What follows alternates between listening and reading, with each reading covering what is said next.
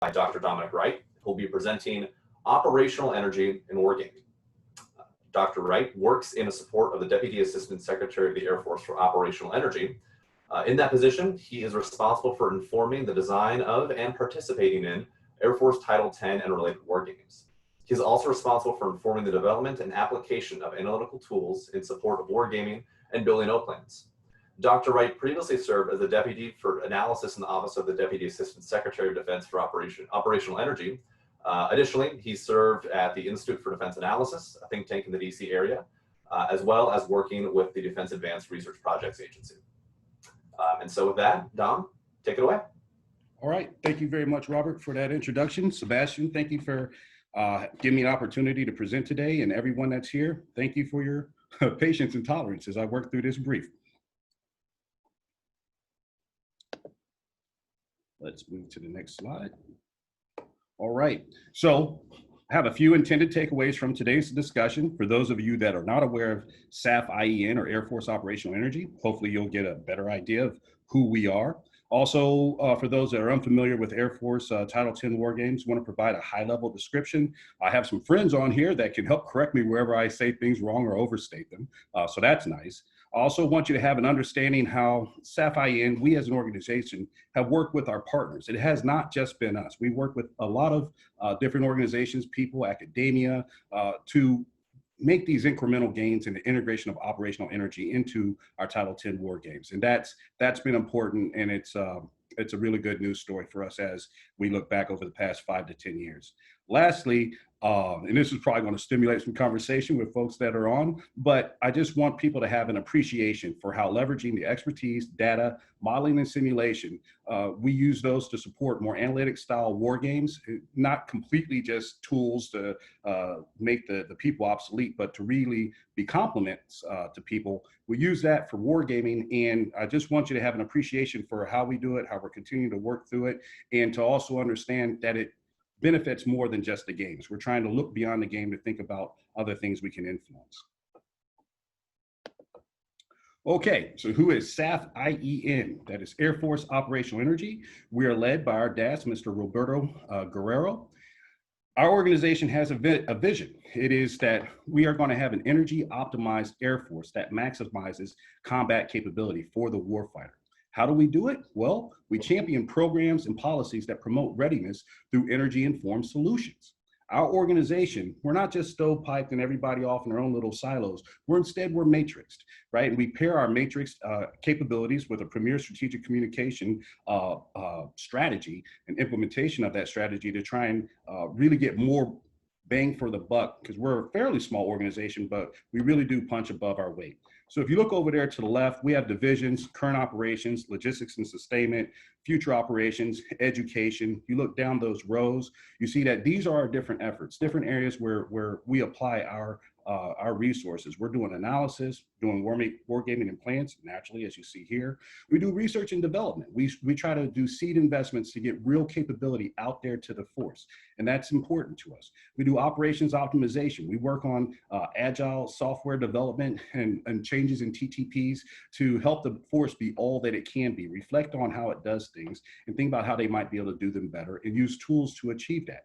We do training and outreach. That's Ms. Lauren DuPont. I would not be here right now if she hadn't connected with Sebastian and created this opportunity. And then across all of our divisions, we do studies because we want to have a good background and a deep background to understanding why we're moving forward in the direction that we are. It can't just be off of some whim, just can't be because somebody told us it was a good idea. We want to have the analytical rigor that we apply through each of our areas on how we're going to move forward. And with all that, we have a tagline that says, fueling more fight. And if you look over there to the lower right, especially when these slides are provided to you, that's a number of different ways that you can either learn more about us or connect with us if you're interested in engaging with us in the future. Okay, so I have a little bit of a unique background for wargaming. So I'll just give you a little bit of a description here. I start off as a gamer. I've been playing games, video games, all kinds of games since I can remember. My father used them as a training device to get me focused and help to execute things from A to Z. And as part of that, I like to emphasize that I played football. I do not anymore, but I played college football and backwards from that, and that helped to really drive my competitive spirit and work to understand what the rules of the game can be and how best to leverage my capabilities in making things happen on the game field. I'm a world traveler. I put that in there so that people understand I don't just think about it from an American-centric kind of perspective. I think about a variety of perspectives and beliefs, cultures, practices. That ties into me being a social scientist, as a political scientist. Got my PhD at the University of Michigan. For anybody out there, go blue. If you're a Buckeye, I don't want to hear it. And if we go down here, some of my areas of say, emphasis and study have been theory, strategy, data analysis, and modeling. And a lot of those things come together all of those things come together to make me the wargamer I am.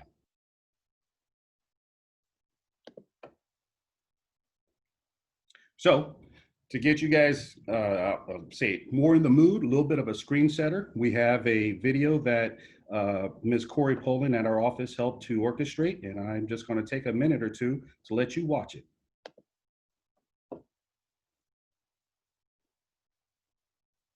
In a complex and rapidly evolving world, how do we plan to dominate future wars? How do we ensure the energy needed to support our mission is available? Through energy-informed wargaming, Air Force Operational Energy is helping advance national interests and safeguard operations by identifying innovative solutions.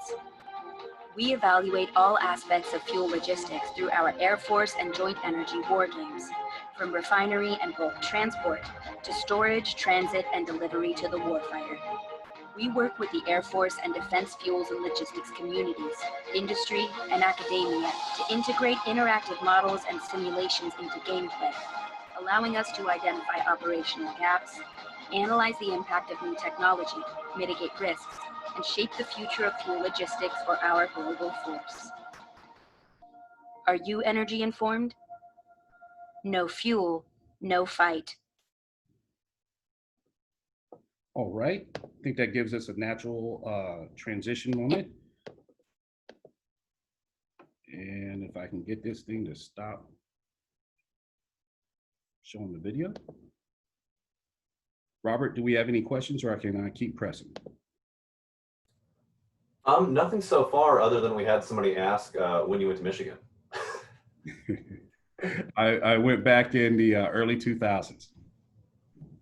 Perfect. Aside from that, proceed on. Okay. All right. So talk a little bit about the energy network. We're saying operational energy, and we're connecting it to warfare. Just want to explain it a little bit more in depth to you, how we view it and how we try to leverage some of the tools around us or available to us to improve its representation.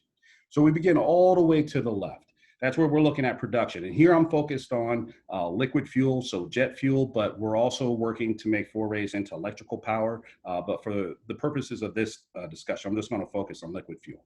So we look at production. And this is part of a network. It's one of the nodes in the network. And we're thinking about that happening at a number of barrels per day, right? It receives the crude, it processes the crude, and then it issues it. Now, an Air Force, and really just as a Department of Defense, we do not get all of that fuel. We receive some share of it. And whatever share of it is that we've ordered, right? That's through DLA Energy and other say organizations, so the Joint Petroleum Office and others. We receive it through bulk transport. These are going to be these massive ships that are carrying millions and millions of gallons of fuel, and they're delivering them to different places, but here we're focused on where they're going to deliver them to bulk storage, so defense fuel support points. And when they're doing that transport, we're thinking about the number of barrels that they're carrying per period. So this is one of the things that's interesting. Fuel's being produced on a daily basis. The shipment of fuel is not occurring daily. Maybe collectively it is, but for individual shipments, individual ships, it's sinusoidal or something like that. It's periodic. It happens, say, once every week, once every 2 weeks, so on and so forth. But when it gets to that storage point, it's stored in, again, tens of millions of gallons sometimes, these huge fuel farms, these huge tanks. And that's not the point of end use, right? There's going to be more forward distribution. And so that's where we think about a secondary element of bulk transport, but that's going to be more operational. So that earlier one, that was commercial. This next one is going to be more from the joint service. It may be contracted, but it could also be coming from the Navy, it could be the Marines, it could be the Army, it could be via some pipeline, right? We're looking at bulk transport, and that's going to our endpoints of need. And so we tend to focus on operating locations. In the past, it was usually just air bases, but now we're kind of opening that aperture up a bit and thinking about operating locations, because we could be on the base, we could be off the base. But when we're thinking about the provision of power there and its juxtaposition against demand, we have a daily demand for fuel, but we also have storage capabilities at those locations. And so we have gallons per period where we're going to need that resupply. And just to kind of get all the way to that tactical edge for the delivery of fuel in the Air Force, we have the aerial refueling component, which is a certain number of gallons per day. It's working within the ATO. And here we just have the small point that we like to think about that as the number of fulfilled requests by the number of total requests. How well are we executing this mission? How well are we delivering that energy all the way to the edge? Now, when we do this in the game, we don't try to come up with a number of game machinations that are completely separate from how everybody does their job. We have folks from POL or others kind of call them fuelies, but we want them to play the game the same way that they play their real role in the real world, right? So we want them to have the war game as an opportunity where they practice how they play. And so that's where we just make the point that they're applying doctrinal planning methods. They're determining what the requirement is. So they're going all the way there to the end. They're looking at the airbase and they're saying, what is the amount of fuel that you need? How much storage do I have there? What is the daily demand for the total number of sorties or combat power you're trying to generate? Okay, I have your requirement. Now I'm going to push that back and think about what is the flow of fuel I need? Do I need extra equipment? So on and so forth. All to evaluate the supportability of what operations, combat ops say they want to do.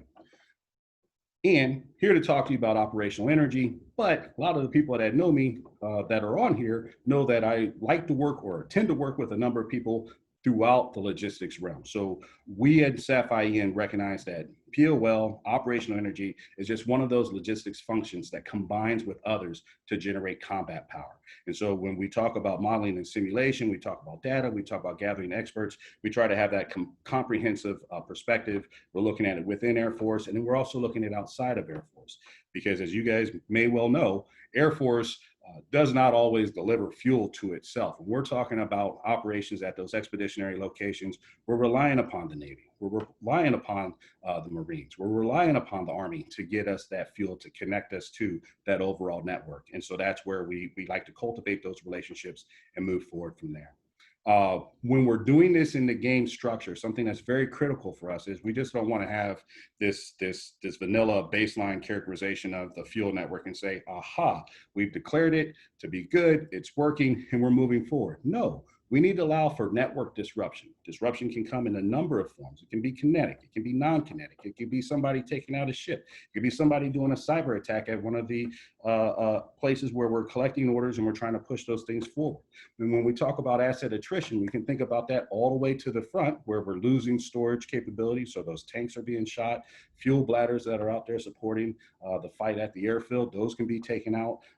Equipment can be taken out, and we want to ensure that we have the ability to think about what happens when that happens, what is the degrade in operations, more importantly, not just taken away, what are the things that we're doing to work on recovery, and how can we have what somebody described in one of the conversations earlier today, it's a very good phrase, how can we have a graceful degradation and recovery of operations? That's some of the things that we work with numbers of people throughout the community to achieve that.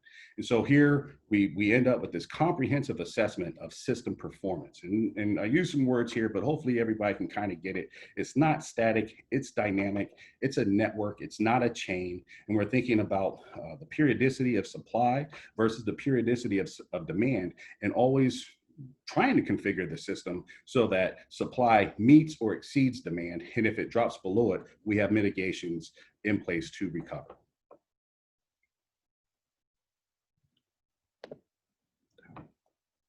Okay, so say we've been working on it over time. This is not meant to be an absolute grade card for how the games have been. This is just my initial impression. Reflected on it a bit, but hopefully it shows the overall trend. From 2016 to present and what we're looking to do in 2021, we've made progress. I still have to have a separate conversation with my friend Mitch Reed about where we lost the bubble on what we used to do in the past and where it used to be done so well and what fell apart. But since my involvement in 2016, I've seen it where in the beginning, you know, we had people that some people outside of the game, they'd even make the point that you know, we're going to run out of bullets, namely missiles, bombs, things like that, before we run out of gas. So we're not really worried about capturing this energy network that you speak of. And others said, you know, the Air Force is responsible for the fuel on the base. We don't need to worry about how the transport gets to us. That's somebody else's job. And to that, we always said, it may not be your job, but it will be your problem. And so in 2016, some of our games, we were doing a fair job of looking at, well, how do we look at how do we consider the conduct of operations, energy integrated at the base, and what are we doing for planning for aerial refueling? But the other elements of the network, be it storage, bulk transport, production, all of those things were just left as exogenous. And that gave us an impression of how things would operate, but it just wasn't really satisfactory. I even remember there was somebody at the game where I said, hey, we need to have a good understanding as to what transport looks like in this theater because these things are not guaranteed. And so one of the people rose their hand and said, I have an idea of how this operates. I said, okay, great. Do you work at DLA or do you work with Transcom? Like, well, how is this that you're going to help us solve this puzzle? He said, well, I haven't worked at any of those locations, but I know somebody who has, so I think I can offer up an opinion. And that was good. We used that at the time. But as we moved into the 2018-2019 timeframe, we wanted to make things better. One of the things that I do want to point out is that even when we were tracking fuel in 2016, we weren't making sortie generation conditioned on fuel, right? Or the availability of fuel. We just kind of do like a rough gauge. Well, when we move into 2018, 2019, we actually had significant improvements because we had iSWAT, the Integrated Sustainment for Wargame Analysis Toolkit, developed by Frontier Technology Incorporated and managed by Air Force Materiel Command, that really helped us to get a systematic view of sortie generation. It wasn't just POL, we had MUNs or munitions, we had the availability of our runways, our parking, and other things that we could figure into systematic sortie generation. So that helped us to really make an advancement forward. We also began working with DLA Energy and others in Transcom a bit more closely so that we could get a hold on this bulk transport. Like what exactly were the timelines and what were the volumes we expected to see fuel reach the front, and what would happen in disruptions. So sometimes there would be a disruption in this time frame in 2018, 2019, where it'd say, it'd be a delay of about a few days. Other times, due to the consequences of red action, those delays would be upwards of a month. And so what happened from that was there were true implications to the conduct of operations. We had to make adjustments working with the operators and trying to think about, well, what kind of mitigations are we going to put in place because that gas isn't going to get here? Where are we going to move some other ones? And so that was very useful. Now, on some of these other areas, so like aerial refueling, we were continuing to work using analog tools. So working within spreadsheets and in some pen and paper. And the team from AMC and elsewhere, they've always been great. They've always been very studious in their approach to how they do that aerial refueling planning. But it was difficult to have it be flexibly integrated with the rest of our systems. And so when we move into 2020, that's where we have the aerial refueling model coming from AMC, developed by BB and Raytheon. And also we have the tanker model coming out of AFWIC Prime, where we're able to say, hey, we have aerial refueling planning and we have support to adjudication. And importantly, these are tools that we use in analysis. So we're not thinking that, it went well in the game and then we find out a completely different story when we do these post-game analyses. No, there's a nice continuous through line. There's a thread that we're able to pull on both ends. And that's helpful for exploring not only what happened in the game, but also being able to think about those counterfactuals. What happens when I put in some alternate system? What happens when I do a different kind of posture? What are the implications? That's something that's very useful. Lastly, we're moving into 2021, and in one of the upcoming games, we're going to be paired with 21st TSC out there, or Theater Sustainment Command at UCOM. We have Center for Army Analysis that's doing some work with them. We're going to get a complete POL transport picture along with other logistics commodities, and that's going to have us feeling pretty good about where we are. We're not going to say that we're not going to declare a win and say that we have nothing more to do, but we will have finally seen that complete picture come together. One other thing I want to throw in there, because I jumped ahead just a little bit, but something that is more than just the production of fuel and the movement of fuel is the availability of fuel. And so in 2020, we have, for the first time, at least to my knowledge, for the first time played a game where we're not talking about those hydrocarbons and the chemistry of it or the physics of moving it. We're talking about the socio-political aspects and economic aspects of it even being available. And so that's where it's nice that we have Mitch Reed on here. And Mitch, I'm going to throw you out there, you and Phil, and say it'll be great to have you guys do a presentation on the game design that you presented, because for a number of reasons, it was great. But from the operational energy perspective, it was nice not to just have something like, well, I read something in this article, and so I want to say that it's unavailable, right? We actually played it out. We played it into the future, and that it gave us a great structure for the top level strategic perspective on what was going to be available, and that will just flow all the way through. I'm going to pause right here to make sure we don't have any questions. Yeah, Dom, we got one question here asking, is this theater-wide, national, or worldwide? So we concentrate on the theater, but we actually do take into account the flow of resources worldwide. And that's where you got some of the timelines that I described where something's shipping over the course of a month. And so to get something from the Gulf out there to the Western Pacific, especially if something's happened for the normal line of communication that we might use, it can take upwards of a month to do that movement. And so we have a windowing of resolution that we like to apply. All right, and then another question here. Do you do this forecasting for enemy logistics as well? So if I were to make this graph apply to blue and I had a complementary one for red, we'd be all red all the time, right? And so that's actually a very great point that the participant made. We are working to have a better understanding of red, not just for fun and giggles, but because that's the nature of warfare, right? If they're trying to constrain our logistics and they're trying to use that to affect how we can conduct operations, then that is something that we also need to study and need to have an understanding of. And especially because of the nature of these fights, those kinds of constraints, understanding what can impact their national logistics, isn't just for the military aspect of the fight. It's also for the socio-political and economic aspects of it. If you're trying to achieve something by affecting the minds of the people that are supporting a regime, you need to have all that resident data so that you can evaluate resident data to include not just regular information, but also the connections between that changes in somebody's situation, their mindset, what it is they're willing to do, say demonstrations on the street or how they're going to vote or what have you. And so in sum, the person makes a very good point. And while we've done a good job of representing things on blue, we need to turn that right around and do the same work for red. And we'll just be better in the future for doing so.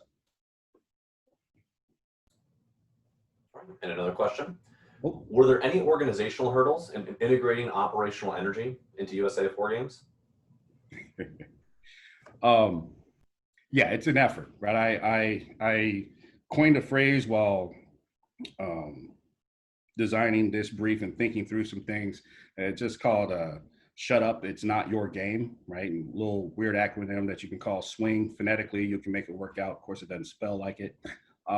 It is difficult, right? Like if it's not our game, if we're not controlling it, then we are able to achieve change by finding people that have similar interests, like mindsets, and want to come together, collaborate. We have to persuade them of certain things, and that takes time. But it also makes it so that these things are more institutionalized and that people just have a more general expectation because we've actually changed their beliefs and their values with respect to integration of logistics, energy in this case, but other kind of logistics into wargaming. And so It has been difficult. Sometimes there are definitely fails, but as you can probably tell from my personality, I like to focus on the wins. And I appreciate, as I said earlier, everything that everyone I've worked with has helped us collectively to achieve. And it has been a very collective achievement. And one last question here. How do you factor in joint capabilities regarding their ability to support you and requirements, i.e. support requirements or competition for finite resources? Do you have comparable organizations in the other services? Well, we do have logisticians in the other services. So those are some of the first people that we turn to, but we also have great partner organizations in the other services that are focused on energy. And so, you know, we have energy office in Navy, energy office in the Marines, and energy office in Army. And depending on the scenario, as everybody here can imagine, different services are more interested in working with us to achieve something than others. But those are the two places that we go to begin to take into account, one, what is their assessment on the requirement that they need to fulfill, and out of that requirement, what is it that is on us? So a great example that always comes up is Navy will define an air war, and there'll be times that they'll just say, yeah, we need some tanking, and Air Force will take care of that. And they'll say, oh, you know, we need a 24-hour control point over in this area. So that just means we need one tanker. In truth, no, it doesn't, right? Depending on the actual situation, it could be 3, 4, 5 tankers that actually are required to fill that station point. And so it again comes through collaboration, working with people. I also need to put joint staff out there. There's people that we work with to understand what are the requirements, what are the existing capabilities, because as I said before, Air Force, we can do a lot, but we're not really into the business of going out and buying boats to try and provide expeditionary energy to ourselves out in some forward atoll, right? That's not our job. That's not what we're built to do. And so that's where we work with Marines and Navy and Army, because they have a number of vessels that most people don't know. But we work with them to understand, well, what is your capability? What do you have currently online? What are you thinking to bring online? Let's have a conversation, because we are definitely a group that is in need. Perhaps we can do some exploration with you to think about what that overall purchase should look like. In fact, we're actually participating in a joint staff game, Agile 21, right now, where the whole point of the GOFO level event at the end is to have that exact discussion for leadership to look at it and say, well, what is it that we surmise we need for ourselves to support these operations? And where do we see these dependencies? And maybe we can look at some kind of joint acquisition so that this service one can ensure that it can take care of itself, but it also has enough capability to also provide for service too. All right, thank you, Dom. At this moment, we have no more questions, so feel free to push on. Okay. All right, so here's just a very rough thumbnail sketch of USAF Title 10 wargaming process, because I was asked to try and outline for people how things go. It is a little bit different than, say, some of the seminar style games or the more tabletop games that you see by some of the other services. So right now, what I'm going to do is I'm going to distinguish between planning events and the processes tied to them, and then we're going to have that capstone execution. All with the initial understanding that for USAF Title 10, we're playing at the operation level of war. We use force laydown, schemes of maneuver, war execution. All of these things can be displayed through virtual or tactile, right? Again, those little game pieces, common operating pictures / game boards. The emphasis in these games is not just on these mechanics and the manipulables, right? The emphasis is on a group coming together and what I call like an ops center-like set of interactions that occur within cells and between cells to think about, well, what is this move going to be? What are the operations that you want to do? And before the operators start thinking about what they want to do, they get a readout on what are your current logistical support capabilities so that we can kind of throttle them back and they don't just throw fairy dust over the whole plan and then throw it over the transom to us and say, make it happen. No, we do like a nice iteration. We have been in events where we've had generals at the helm of a morning brief at like 06:30. Then that sets ops in a cage so that they know what the left and right limits are. And then there's an update later on once they've said, here's how we want to move forward, and we go ahead and we validate it. And so the point is, it's not just moving blocks on a board. It's not just a conversation, and it's not just some video game where we don't need people, right? It is something where these models and simulations and tools, to the extent that they're available, they help people come together in something that is more ops center like, broken down by functional area kind of simulation, like human-based simulation, that can be really interesting to partake in. So before we get into all that, we just get that scenario indoctrination, right? One of the first steps is, what is the threat? What is the situation? What is the epic year? What possibly might you be trying to achieve, just to get people into the game? And then we also have these discussions, I just call it the blue toolkit. These are, given epic year, what kind of capabilities are we talking about? Is something phasing out? Is something phasing in?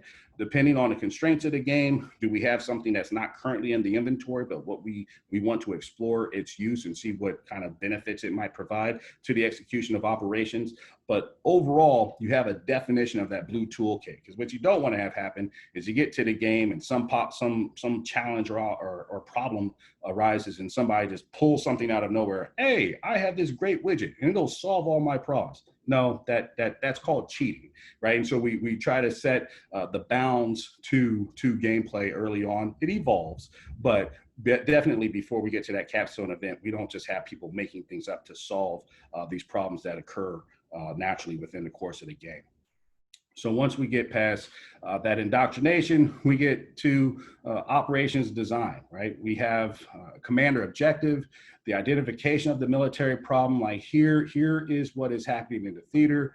Here is the perceived intent of the enemy. Here are the things that we want to achieve so that we can declare victory, just giving us a great overall strategic picture.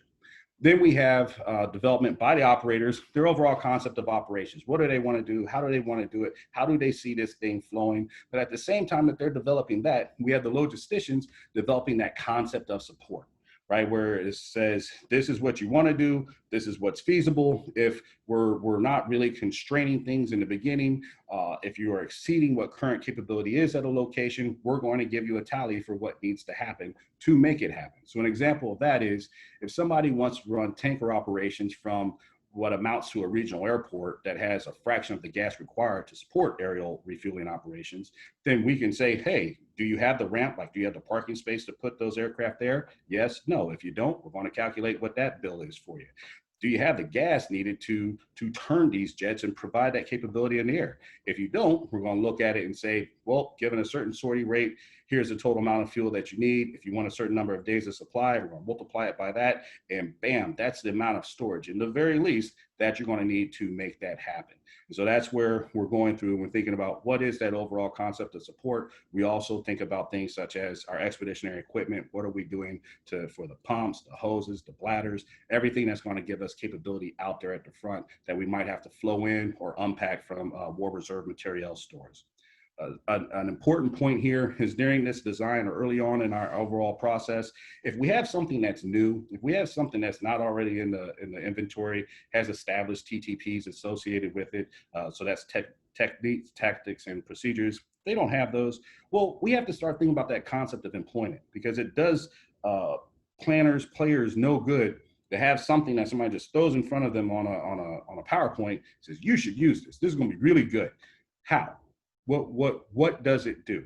Under what conditions do I use it? Can I use it? What are its limits, right? We start developing that concept of employment for, here's how I bring this piece of equipment and integrate it with another set or a system of equipment to provide capability. We're driving towards that combat power generation, be it the recovery to be able to produce it, or just generate it from the beginning or sustain it. We have to have, for those new things, those concepts of employment.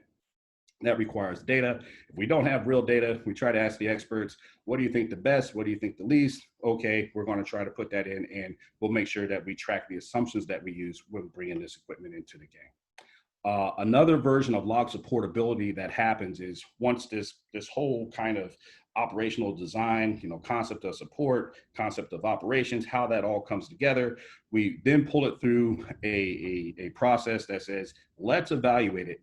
We're not going to play the game. We're not going to have red attacking us and have attrition and things like that. But we're just going to see baseline. Can you support it? right? If you need to deploy, what are your required delivery days, right? What is your vision of how this fight is going to go? And given the flow of resources, where things are coming from, how we're transporting them, will you meet those, right? As I said, it's a baseline simulation of force deployment. And it is frequently the case that we find out that even without Red having a vote, we muck our own selves up. And so that's where we start trying to make certain kind of changes. Might we have to do a change in the WRM? Might we have to do a change in expectation for the campaign? You know, what does that sustainment picture look like for the resupply of various resources, POL, MUNs, flowable material, say for civil engineering, all these things. How does it come together, and to what extent, before we even play the game, is the operational plan supportable? Once we do that, once we have that all not necessarily figured out, but at least containerized and ready to go, we look at the capstone, right? This is where we bring everything together in the game. And this is, again, just a thumbnail sketch of the execution process. We start off with that situation. So given what happened with the logistics assessment and other things to include posture and everything else, right? What are those start-ex conditions? What are those initial conditions?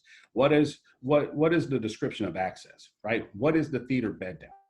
What is the baseline for tit-fit execution? When are things that I don't already have at the location where I'm operating, when do they arrive? Right? And, you know, what are some preliminary red and blue actions that I'm trying to take into account as we're moving up this crisis escalation? At some point, you know, especially when we're in a game that's called a war game, conflict has to begin, right? There doesn't need to be too elaborate a story put behind it, but we snap our fingers, the balloon goes up, we're now at D0 and we're ready to go. So when we're in conflict, now we have the development of the move plan. Right. Again, this is where ops really has to buckle down and say, here's the operational scheme of maneuver. We have the logistics assessment that says, this is what you can do. This is what's supported. Again, we've made a lot of progress over the years where we aren't doing this fairy dusting where we say, hey, ops has a requirement that exceeds what logistics can support. Oh, well, don't worry about it. We're just going to move forward. Instead, we have this better relationship that is really matured and developed over time, where ops looks at it, says, this is what I want to do. Log looks at it, says, you can do that, but you can't do that. Let's look at another option for that third one that you can't do. There's that iteration that happens through that assessment. In the end, what we have is that proposed ATO. It's not the complete ATO because it's a war and Red also has a vote, but we have the going in plan for that move that says, here is the air tasking order. Here are the sorties we're going to fly. Here are the missions that they're executing, so on and so forth.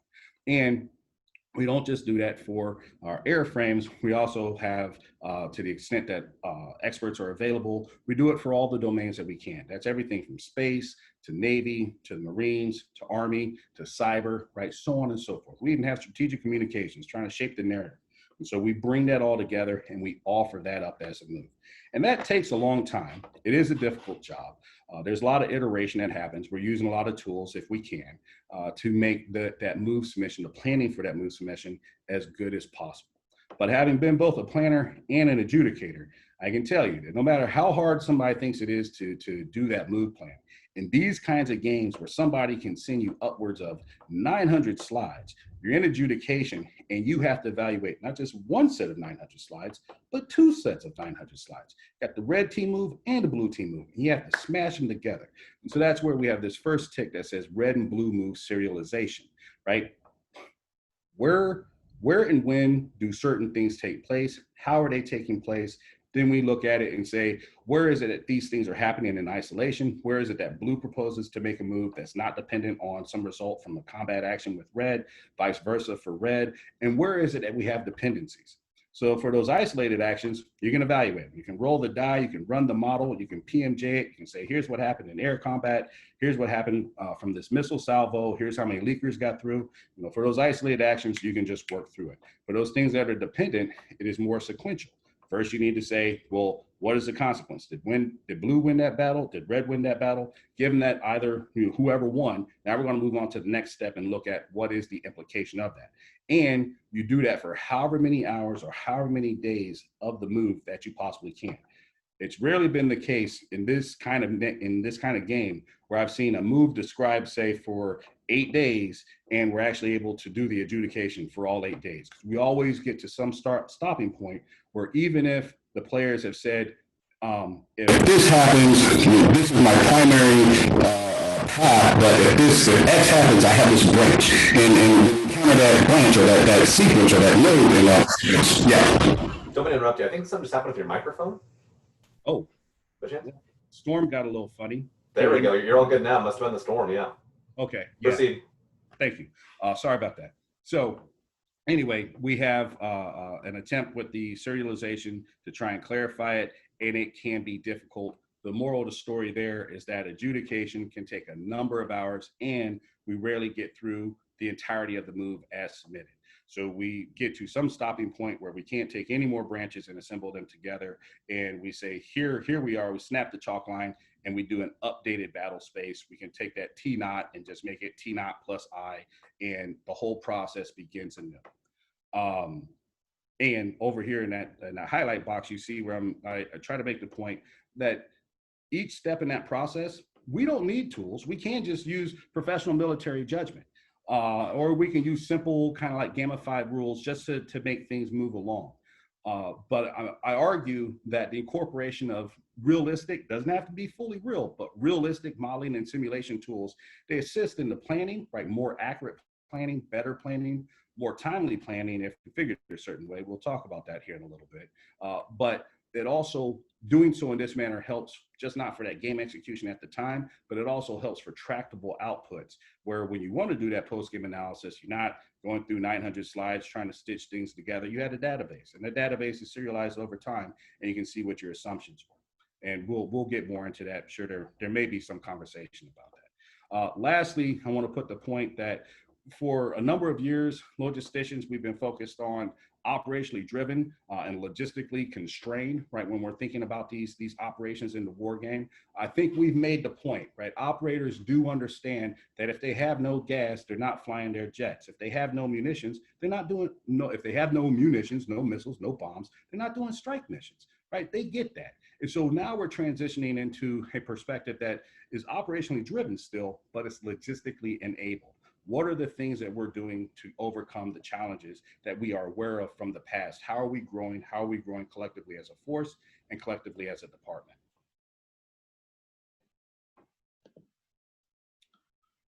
So I'll pause here. Do we have any questions? Yeah, we got a couple here. Okay. So first one here. Do you gain information exchange requirements to manage operational energy decisions? Following up on that, how do you gain communications in denied or degraded environments? Oh, yeah. So there are definitely, can you say that first one again? I want to make sure I answer the question. Yeah, certainly. So the first part is, do you gain information exchange requirements to manage operational energy decisions? And then the second part is, how do you gain communications in denied or degraded environments? Yes, so for any logistics system, including operational energy, if you have a need and you need to communicate that need, so that's a pull system, you need the ability to recognize what your requirement is, and you need the ability to communicate it backwards.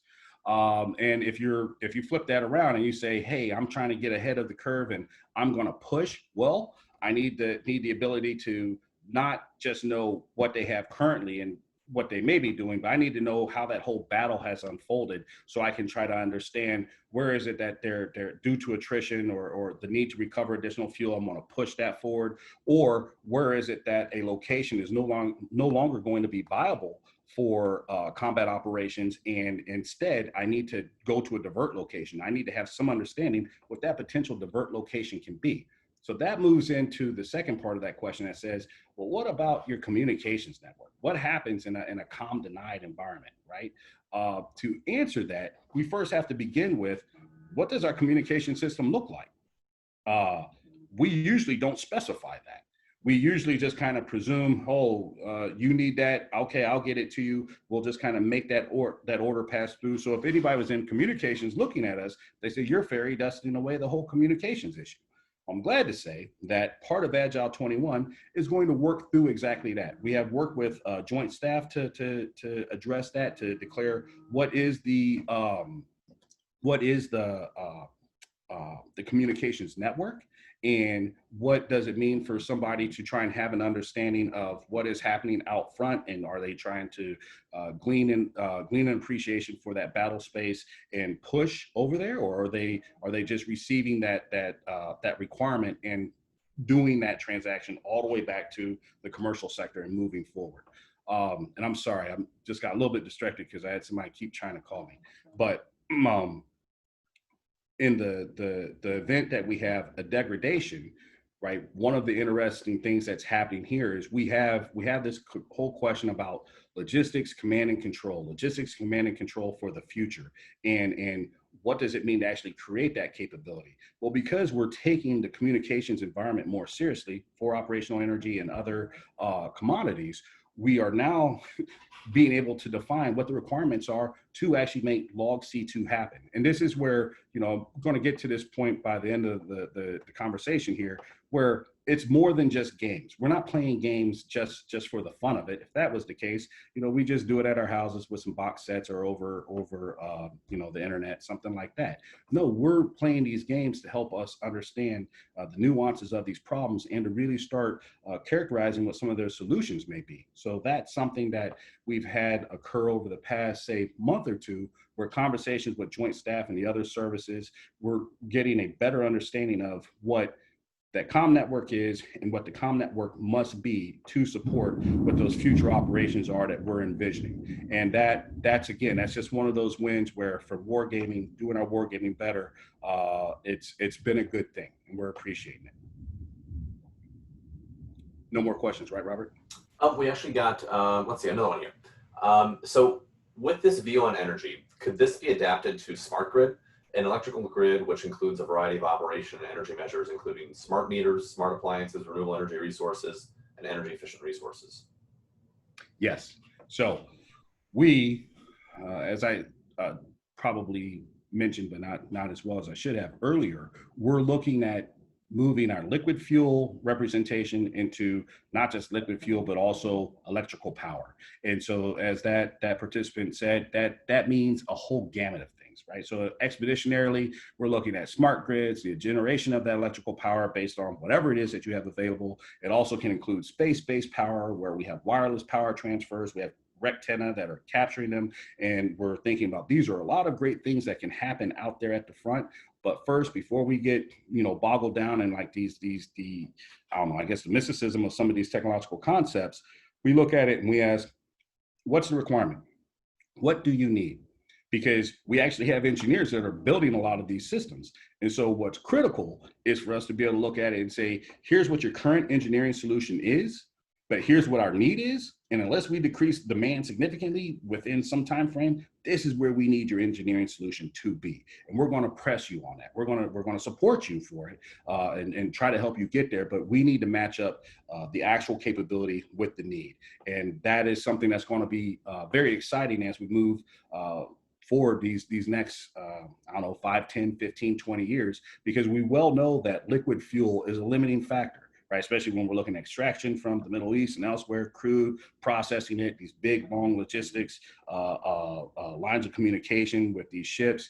What if we were able to generate some of the fuel on site? So our office is looking at some of these capabilities, whether it's carbon dioxide to jet fuel, or it's tires to jet fuel, or just a general set of elements that can come together, say carbon, hydrogen, things like that, to give us jet fuel.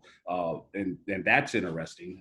And that's good. Ms. Tony Ann Fisher, she's working with a number of teams in industry to help us kind of pursue that. But then on the other side, you look at it and you say, well, what if I can just decrease demand? Right? Not if I'm just trying to find more supply, more fuel, but what if I can decrease demand? Or what if I can change the nature of my demand? And so one of the things about changing the nature and demand is what I call fuel agnosticism. One of the participants in the AFWORK discussion earlier called it fuel fluidity, and that was very good. But the general idea is I don't need to have some mil-spec fuel that's just like this JP8. I can use that. I can use kerosene. I can use naphtha. I can use whatever is available to me.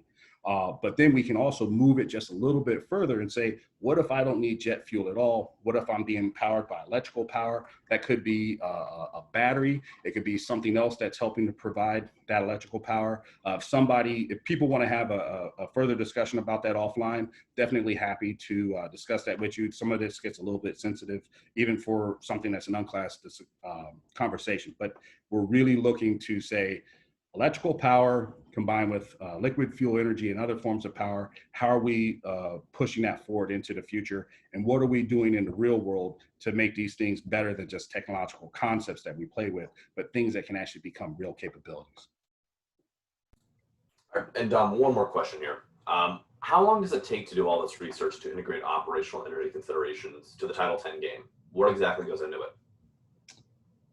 Well, first thing I'll say, the good thing is it's cumulative. If you're starting from scratch, rough gauge on it. If you're working hard on it every day, take you about a month, right? To collect the data, what is the fuel capability out at some number of airfields or bulk terminals? Like, how much fuel can they store? What do they have on average? What is the production of refineries in the area or outside of the theater? What are the carrying capacities of vessels that can move it there, or the pipelines or the rail cars? As people are hearing me say this, probably like, Dom, it's not a month. So you could always multiply everything by 3. Right, so I say a month, and that's if you're really grinding it out. I mean, like you're doing 80, 100-hour works or 80 to 100-hour work weeks trying to get through it. If you're going to be more normal about it, you probably go ahead and say 3.5 months to get this overall capability laid down for energy. Now, I haven't had to work the problem on the electrical side, so I imagine that you'd want to do that in parallel. It'd probably be 3.5 months to get through that as well, because you're looking at what are the sources of power generation, what type of conduit do they have, what are the power lines, if we have wireless transmission, what do those receivers look like, what are the suppliers for that. That's just to get that lay down of capability and have a better set of data that says here's not only the description for it, but here's how it operates. And that's very useful in the sense that once you've collected it by theater, right, it may not be perfect into perpetuity, but you've done a lot of that work. When you come back to it, you don't have to do it all anew. You can just go back, check it. If you have good databases, you can actually do database reconciliation because you have some kind of unique identifier for the different element in there. You can just say, did it change? If it did change, update it. So there's a lot of investment up front, but once you've made that investment, you're able to maintain it over time. And so if it was 3.5, 4 months to do it in the beginning, then say just to go through and validate that your data is in a good place, maybe it takes you a month or less, right? You could do something within 1 to 2 weeks if you're really pressed to, and you just have to tell people it may not be all 100% accurate, but we have a good starting point based on this epic year. So I'm gonna move forward. Yeah, we got one more here, but we can address it later on too. Oh, no. We'll go ahead. Okay, sounds good. So yeah, the last question here is the game included in the planning process of a specific operation, or just looking for possible outcomes? I'm sorry, say that again? Yeah. Is the game included in the planning process of a specific operation, or is it just looking at possible outcomes? So I'm going to answer this, and I want the person to say whether I understood that question or not.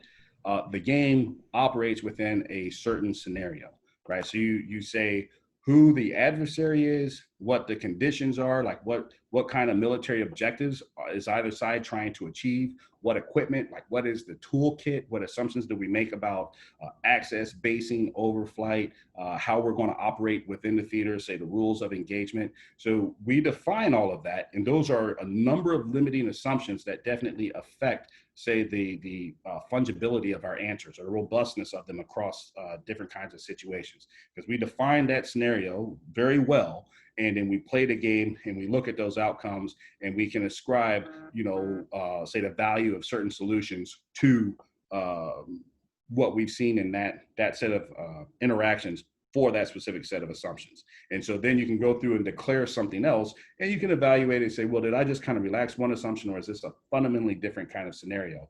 And then you move forward. So from that kind of perspective, that's where it's useful to tie into campaign analysis and other kinds of analytic processes, where it can at times be easier to relax those assumptions, to expand them, to not make it so that you declare the ability to move billions of gallons of fuel, but to adjust that a bit more and see what the implications to the operations are.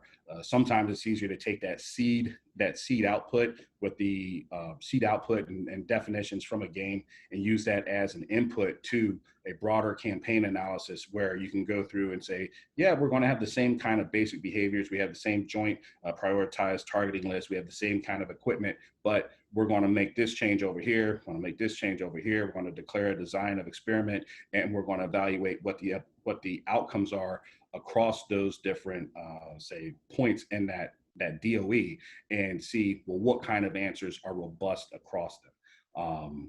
Yeah, so I'll hold there, and that person will let me know if I am anywhere close in what they were trying to ask.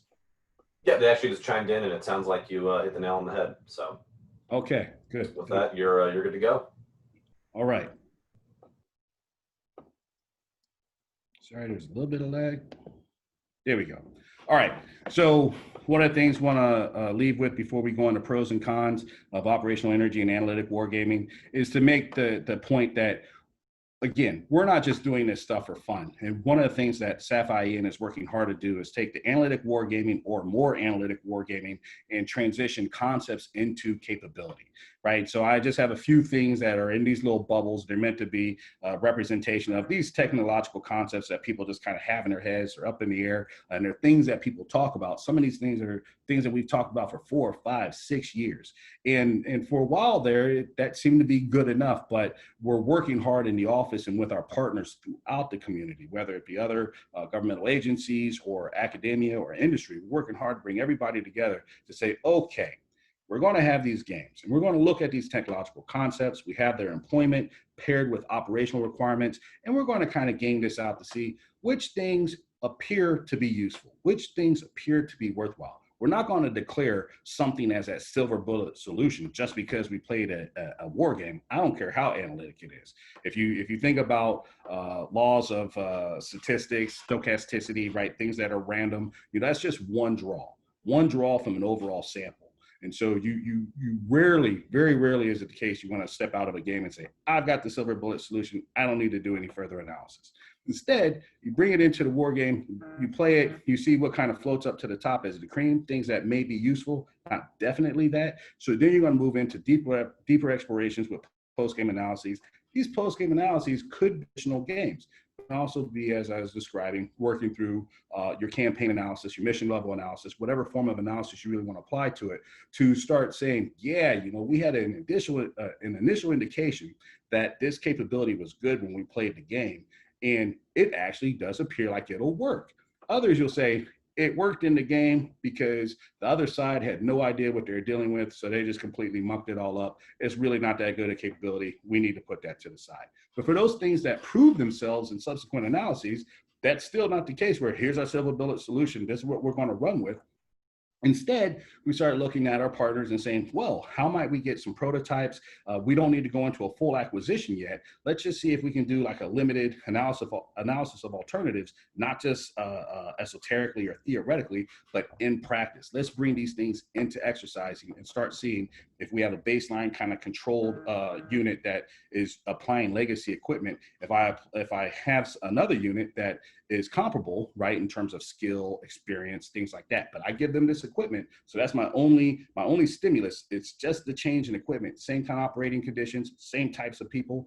Let me evaluate that and see where do we see this gain in operational performance. And as we get more confidence in that and see that yes, this really is something that we might be able to pursue and that might be valuable, then we start having a conversation with others about, hey, let's think about an acquisition, whatever level it must be, and that is that's where we see overall goodness, not just from the wargaming for the sake of wargaming, but wargaming and doing other things across, again, remember, it's a matrix organization at SAF-IN. So this is going from current operations all the way to future operations, but being able to work across the gamut of our capabilities to not just talk about useful things, but to actually bring them to bear in consequence for our capability. And that's what makes part of this job really exciting. So in closing, just want to reflect on some of the pros and cons to playing energy in war games. We've talked about this a bit, and so we're just going to summarize it. Some of these things are going to be a little bit new to you on the pro side.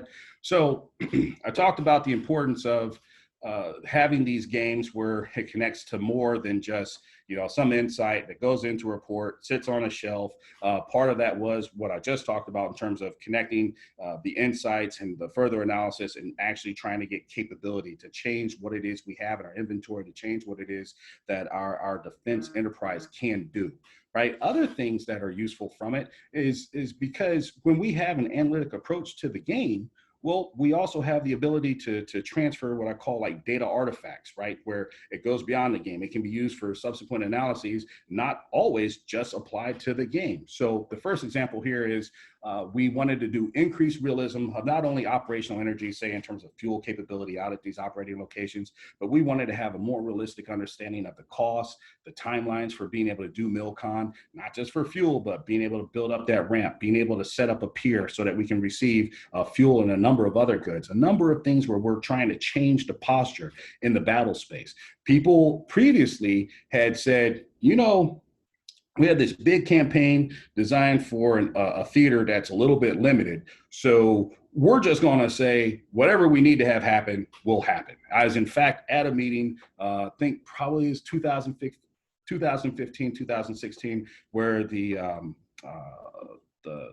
event lead said that, and I didn't want to be rude and raise my hand in the middle of like 120 people or anything, but I did catch them out on a sidebar, and I let them know, I was like, you know, I understand why you don't want to declare everything you need to have happen to support these operations. But I think we'll really be remiss if we don't let leadership know not only what the benefits of having this posture could be, but the cost associated with bringing those into being. And maybe it's because it was a good idea combined with me not being rude, he actually went for it. And so the subsequent games, what we did was we did that planning. We looked at it, we had an allotment of funds, and given that allotment of funds, we made selected and prioritized kinds of investment. And we got a good sense of what it would cost to build up the posture. And because we played the game and we had subsequent gaming activities, we learned, well, what are the operational implications of doing so? And that was great. It matched up with some subsequent action by the department to think through improvements to posture, but it also gave leadership a sense of you're not going to buy your way out of this problem entirely. Right? There's certain things that are still going to be challenges. And so let's continue to think and evolve what solutions may be. A second point I'll try to be quick on is we had a situation where leadership was needed to make a decision, again, with respect to posture. And there were people that,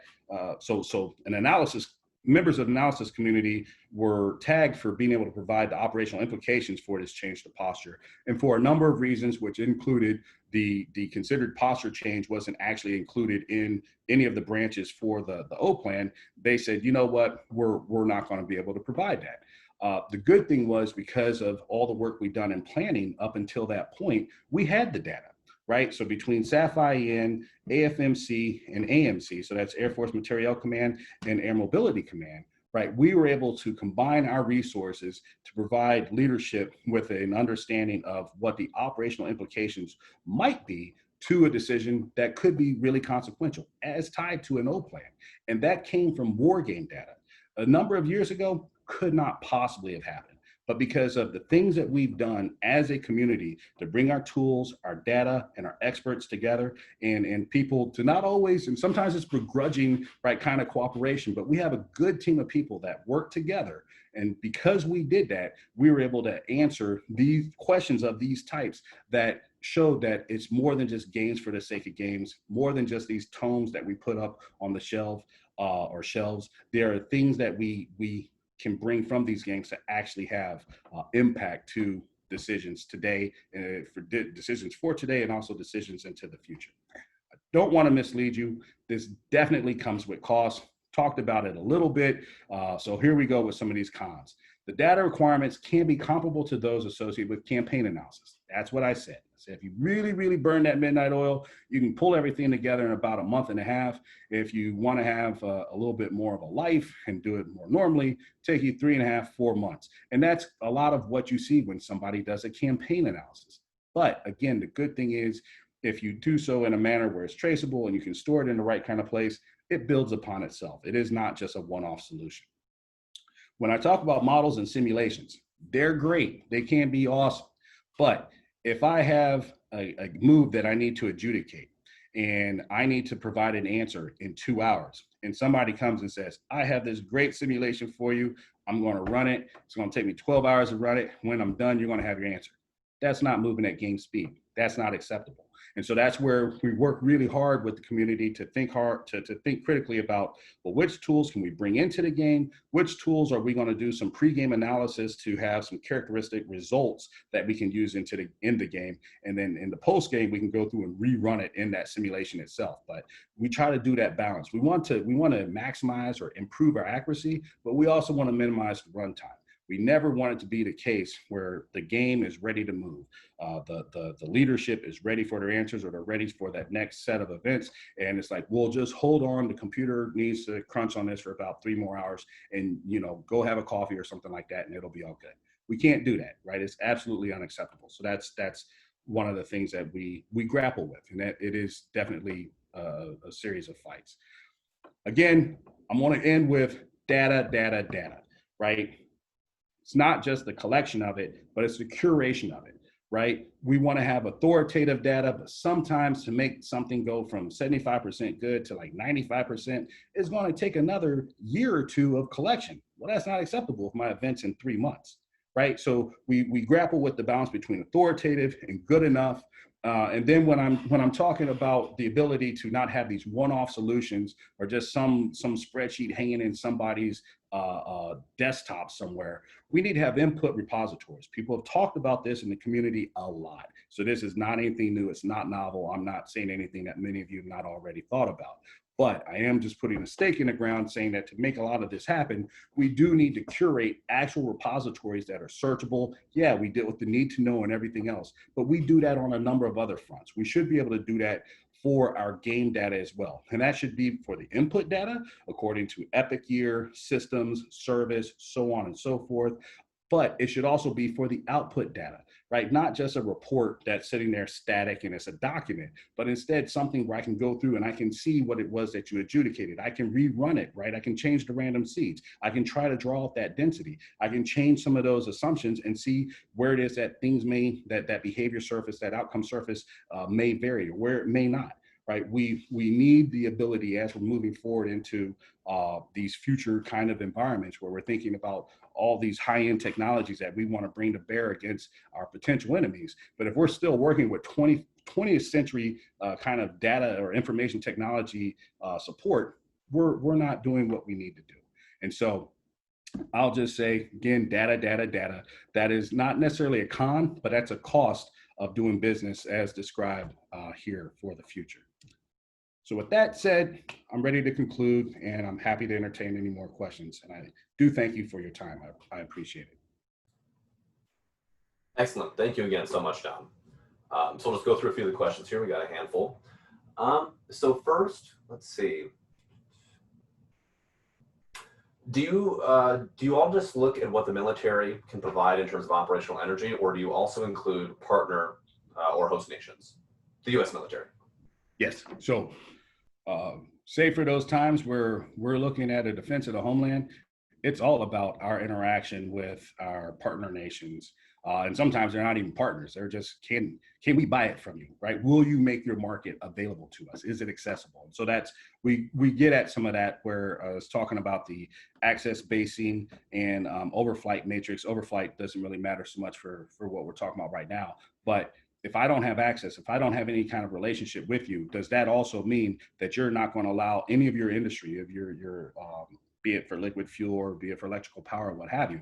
Are you going to sever my tie to that aspect of the market? Yes, no. If it's no, how much can I get, right? When can I get it? What kind of assets are we going to have? So it's not just that commodity itself, but it's also the transport assets, whether it's going to be, you know, big vessel ships, it's going to be pipeline. What if it is a pipeline? What share of the pipeline do I have? Just because that pipeline can carry 1 million gallons does not mean I get all 1 million gallons. I get a fraction of that. And that's something that we work through in real world, we work through with our partners. In the gaming world, we try to simulate that as best as we can. Again, that's why I stress the true benefit that we had this year of looking at the competition game, because that was something where it made it less kind of just anecdotal. Hey, I remember I was over at this stand and I could get this fuel, to something where it's just more systematic and rigorous as defined by country experts and also game rules. So another question, is this data you use for OE shareable or accessible by FFRDCs and other services? Oh yeah. Yeah, we can talk about that. I mean, for Air Force, beginning with, and the only caveat I have to put to it is it's not my data. So I will check with people to ensure that we can in fact share it, but we should be able to, because certain things are, what are the gallons per sortie, right? For these different weapon frames. What benefit do we have as Air Force have if somebody thinks that we need 2 or 3 times more or less than what we actually do, right? And this is where, I don't know if anybody from OSD Energy is on here, but this is where I think OSD Energy Joint Staff, if we can have a place where, again, we have that shared repository for data, in addition to models and simulations, I think that that'll help to facilitate that sharing of data. So yeah, somebody can email me and I'm like, hey, here's my table, and I send it to them. But it'd be much better if we had that central location where people could go and say, where is it that I need to go to get this energy data? Thank you very much. I'm there in a second, and I'm going to get everything I need. All right, and what is your favorite Title 10 war game story?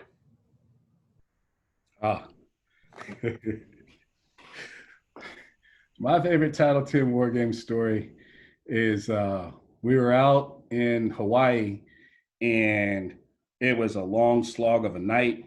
It was, I think it was the last move, and man, people are coming with haymakers, and combat ops had done their adjudication, and logistics, basing and logistics had done their adjudication, so we knew exactly what could be put up, what couldn't be put up. Mobility had done an adjudication, but for whatever reason, what mobility was saying, air combat didn't hear it. And so it's 11 o'clock, right? 2300, a little after 2300. And we've just finished adjudicating basically the entire move. And so now finally mobility slams its foot down and says, I'm telling you, you don't have all the tankers you think you have. It's 2300. We've been there since 0600. And now we've just been told that some share of the move we just didn't work. And the lead adjudicator, God bless his soul, he's a funny dude. In my mind, I call him Foghorn Leghorn because he has a voice that projects like that. But he did a great job of not saying, I don't care, logistics doesn't matter. Instead, he said, this does matter. We're not going to stand for this. Where were you earlier? Right? Why did you wait till this time to say this? But we are going to re-adjudicate the air battle. Now, it was already bureau clock time for the air combat guys. They were gone. And they couldn't get them on the cell. They were done. So we have whoever's left, whoever can provide any input to it, grinding on this problem until about 0300 in the morning. And it was painful. And I was looking at my mobility guy the entire time, and I was just like, what were you doing? But it was funny. It was funny, especially in retrospect. I'm not going to do the voices and stuff because people are like, oh, I know who that was. But it was great. It showed us where we had a baseline for what the operation would have looked like had everything gone well. But we also had this counterfactual where it said it didn't go well. And here's everything that you wanted to do. And here were the consequences for if you had been able to do it. It didn't happen. And it didn't happen because you didn't have the fuel you needed to support those operations. And so here's your result. Think hard about what you're going to do to preserve or husband that fuel in the future and provide it so that you can actually have the energy needed to support that fight. So that's one of my favorite stories. And if I talk to any of you offline, well, I'll be able to give you the voices. It'll be funny. Another question we have from Sebastian is, who is your favorite USAF wargamer? He has to know. I'm not going to answer that here. Tell him to contact me offline. We'll go through that. And then additionally, he asks, what is the next goal for OE Wargaming? I think that the conversation here during this presentation has actually helped to crystallize those next goals. One of them is going to be getting a good characterization of red. And so that's not just for energy, that's for red in total. And so that's going to be a lot of work with our brothers and sisters there in A5. And that's going to be tough, A5, AFMC, elsewhere, but it's worthy, right? Especially as we look to have a more comprehensive view of the fight. Another area is going to be electrical power. And that's tough. I have people that was like, oh, well, we can just play some generators. It'll be okay. No, it really won't. You know, if somebody says we want to have this microgrid, or we're going to have this wireless transmission, and you'll be okay. It always begins with, what is the requirement? How much power do I need? How much power do I need now? How much power do I need in the future? Are you self-sustaining? Right? If you're not self-sustaining, that means that you're reaching into my network. How do I get things to you? Am I laying down a bunch of wire? Right? Do I have somebody that's bringing fuel that I'm burning in some generator? What exactly is happening? And so answering that question, in OSD, or DASD Energy has given us some prompting on that. But we were already looking at that ourselves because of some of our sister organization within SAF-IE. That's going to be a difficult task, but it's going to be really worthwhile, because when you look at it and you say, we're not just looking at combat power generation, but we're looking at base or operating location operations. How are you doing the full gamut of missions needed to generate, sustain, recover that combat power, everything from your command and control, sensing, battle damage assessment at your area to try and recover? How are you doing all that, right? If you lose electrical power, what are you now not doing, right? When you have to make choices between, am I going to gas this jet, or am I going to hook up this radar or power this radar so that I can get my base defense systems working? Right? Putting players in a position where they have to make those choices, deal with the consequences of those choices, but then more importantly, think about what kind of solutions they may bring to bear, not just in the game, but things that we can consider in real life. It'll be great. And I expect to see a lot of wins in that area the same way that we've been seeing them on liquid fuel. All right, so another question we have is there any movement or work being done towards data interchange standards or recommendations / framework for the military wargaming space?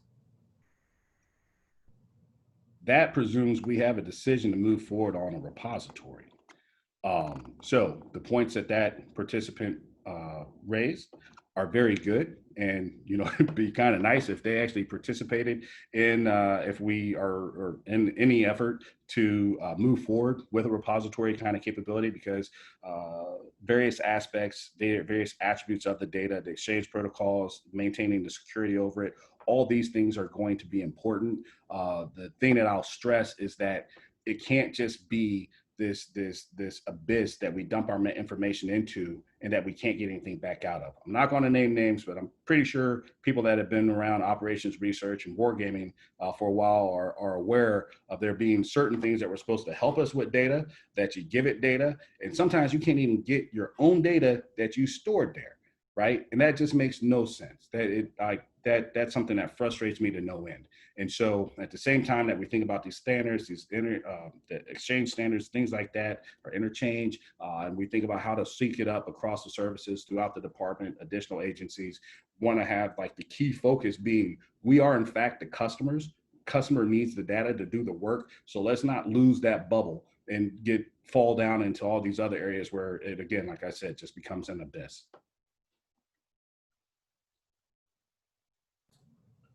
Perfect.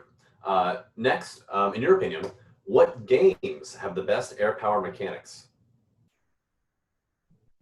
I assume this is a kind of an aside from, I assume other war games, potentially more casual, commercially available war games.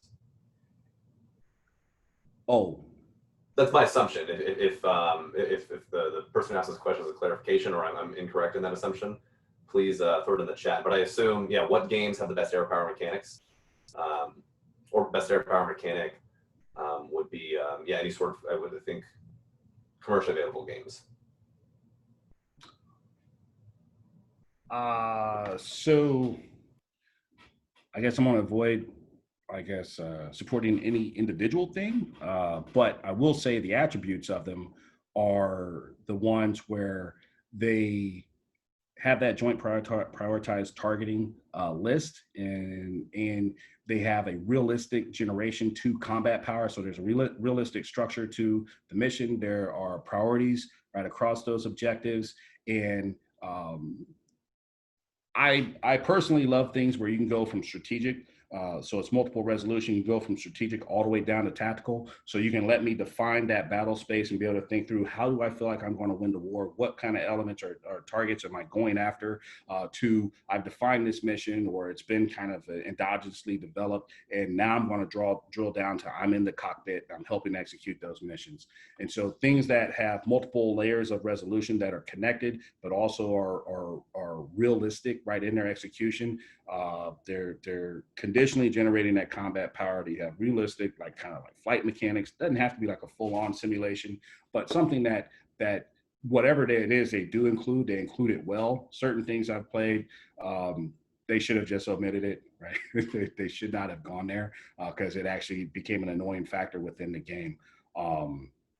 So that's my general kind of perspective on it. But I like things that are realistic enough so that it feels good, and depending on what you're doing, you can draw some insights from having used it. And again, the people can talk to me offline. This thing's going to go up on YouTube and stuff. I don't want to have personal endorsements and anybody get mad at me about anything. Totally understandable. So next, can you talk a little more about your community of practitioners? In your opinion, who are the leaders, the outside advocates, and where is your shop in the larger picture? That's a good question. So the people leading Air Force Wargame, that's the Wolves, right? So nomenclature is changing a little bit, but that's not going to. So they design our war games, and I've been appreciative from the beginning because they've actually allowed me to participate. So they are the lead. They help in the design, the facilitation. They tolerate my requests for additional models and simulations. Again, within A5, you have a group formerly known as AFWIC, right? So overall it's AFWIC Prime. And so they've been great because they've been very accepting of trying to push to that cutting edge and think about what kinds of equipment are we going to bring to bear, what approaches are we going to have to it, modeling, simulation, what have you. Then we get into others that are like my roster of like just good buddies. And people that have, again, tolerated me for a long time, but have been great work partners. We have both Air Force Materiel Command and we have Air Force Petroleum Office. They've been great, especially when we look at operational energy. They've been great since the beginning. AFPET was doing a lot of just holding it down and representing with the characterization of fuel requirements and supply at the bases. And then Air Force Materiel Command, along with the Wolves, right? But we're tolerant of thinking about, well, what does this overall network look like and how does it fold in to other capabilities? Others that are in there are DLA Energy. This is their job. This is what they do, right? Providing us with the energy is in their job description. And so they've done a great job of not saying, that's your game, it's not joint enough, we're not going to participate. They've done a great job of contributing people, whether we're looking at the Western Pacific or the European AOR, but not just people. They contribute data, they contribute modeling, simulation, expert kind of assessment. And so that's been great. We've had great work with the commands, be it the command itself, the higher headquarters, or the components. They're, have a deep appreciation for folks out there at PACAF A4, people at USAFE A4, people there at INDOPACOM A4, or IA4, J4, and then out there at UCOM, we've had this great relationship grow with 21st TSC. There's been a lot. And there's people that I'm omitting, and it's because I don't want to take too long, but it's a very diverse community. The office that I came from before Air Force, operational energy there at OSD, led by Ms. Jung, that's a great office. They've been great partners. And so in like Navy, Jim Cayley, so Dazen Energy, they're great partners. We've done a joint force energy war game with them.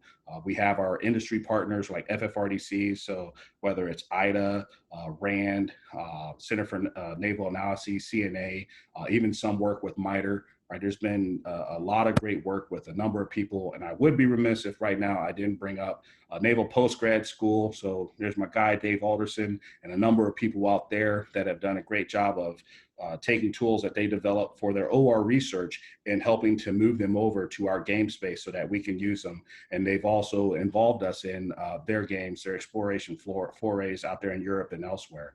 And so there's a lot of people. When I say it's a broad community, and it's a community that we truly value, right? We could just write probably like a 3-page acknowledgement section on everybody that we've worked with and who's helped us to get to where we are and will be critical to where we're going. What is the biggest misconception wargamers and players have about OE and fuel and operations? So I think people don't appreciate the timelines always for, say, like for liquid fuel, for the delivery, especially when you're looking at bulk delivery.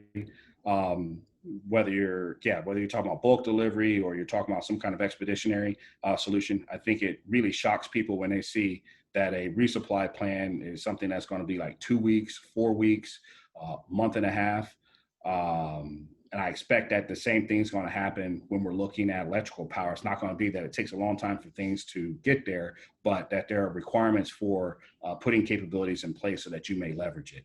And I think that that's just one of the things where people, it's illuminating to them. And when you look at the interdependency of energy with a number of other kinds of capabilities, I think that also is illuminating to them. And how do you think these war games will change in the next 5 years? Or what do you think will not change? Well, what I hope does not change is the assembly of experts.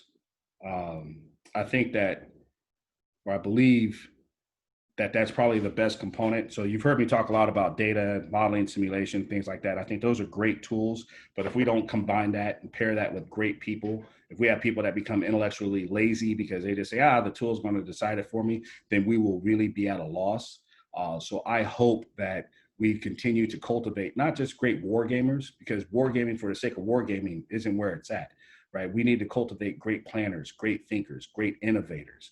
And that's what I hope does not change and only just improves over time. And I think we're at a good trajectory for it. I think because of what everybody expects as pending austerity, we're going to need people to be creative, right? Because we're not going to have this cornucopia of funds where we can just do whatever we want. Not that we ever really did, OCO funding aside, but it may get tough here in the near future. And so we need the right people in place, not just reliant on some machine to tell them what the answer is, but to really scrutinize the machine, scrutinize their counterparts and grapple with the problems and the proposed solutions.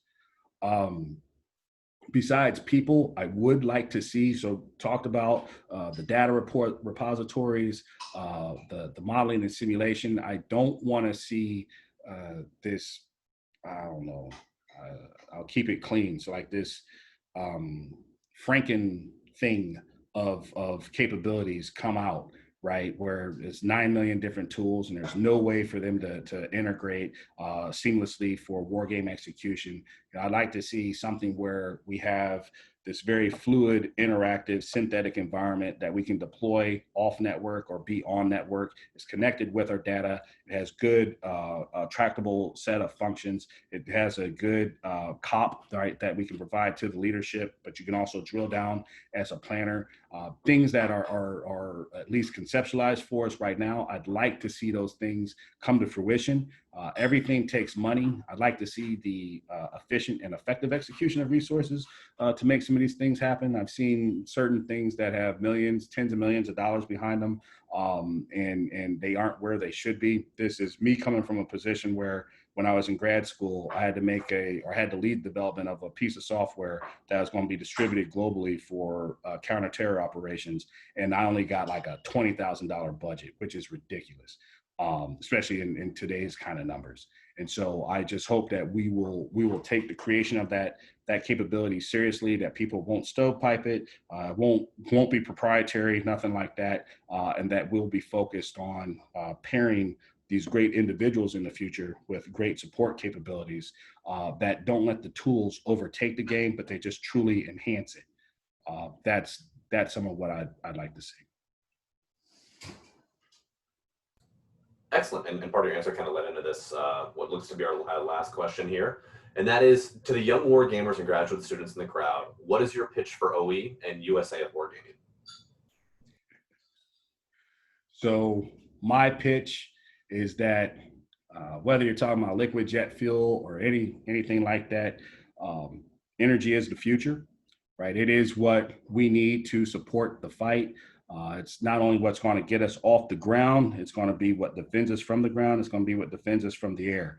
And so taking that seriously, but not exclusively, right? Seeing how that combines with other capabilities is something that is going to be worthwhile and valuable for however long we continue to do this thing, man. It's just not going to stop. For USAF Title 10 Wargaming, I would stress to people that it's an experience like no other. If you've been places where it's a tabletop game and they have some blocks and some manipulables and you get that good kind of discussion around the table about, whether you do this move or you don't do this move, those are great learning experiences. And there are fora where it's a great, not just learning like about other people, but it's a great way to learn about the consequences of certain courses of action. So Center for Army Analysis, their wargaming group, their application of the Joint Warfare or War Game Analysis Model, JWAM, they do a great job of this. So I don't want anybody thinking like, oh, Dom's bashing tabletop games. I'm not, right? Everything has a purpose. Even like the seminar discussions, like the bunch of people sitting around a table, BOP set. I know I changed that from box set, did that for a reason. So we got the BOP sets going. Those things are even useful. But when we talk about USAF Title 10 Wargaming, there's nothing like being in a situation that's like a simulated ops center that gets you at a certain kind of tempo where you got to put the plan together. You're wondering what the consequences are going to be. You have these fights over resources. You have people trying to understand what the concept is that you're putting in front of them. And then you have people come to an agreement and they bless it, they send it off, and you're like, okay, what's going to happen? And that kind of thing, especially when done well, is incredible. And so if nothing else, I think that anybody that has the opportunity to participate certainly should. Excellent. Well, thank you for that, Dom. And I echo Sebastian's statement that he just made, that was a heck of a pitch. But with that, I think that we're out of questions here. And unless you have any last words, I'd just like to thank everybody on behalf of Goose, the Georgetown University Wargaming Society. Thanking everybody for their attendance and contributions to the discussion. If you ask questions, we really appreciate it. And I put links in the chat below for information on future events or recording of this event or previous ones. Again, Dom, just really want to thank you, and I'll leave any final words to you. Oh, no, I just thank you and Sebastian for the opportunity.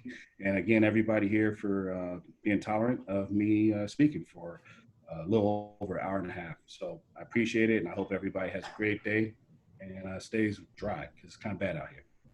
Hey, this is Sebastian. Sorry to interrupt. I will make a few more announcements related to Goose. First, we have some of us in the crowd. Phil and Matt Caffrey will be giving wonderful presentations, part of Cyber Wars, this Friday. I believe at 6 and 7 respectively. Go sign up. We have put links in our newsletter, and I will be presenting for Cyber Wars Roundtable as well on Saturday at 4. So please go sign up for those. And then the following week on August 1st, a Goose alumni, Sora Judge from CNA, will be presenting on her original educational war game that she designed for Georgetown, and that's at 10 on August 1st, and that's for Armchair Dragoons Assembly, and all those links are in our newsletter, and we'll send them out again next week. Thank you all for attending. Thank you for your wonderful engagement, and we will continually make announcements for Connections USA, which is coming up on August 10th. All right, thank you everyone. Have a wonderful day.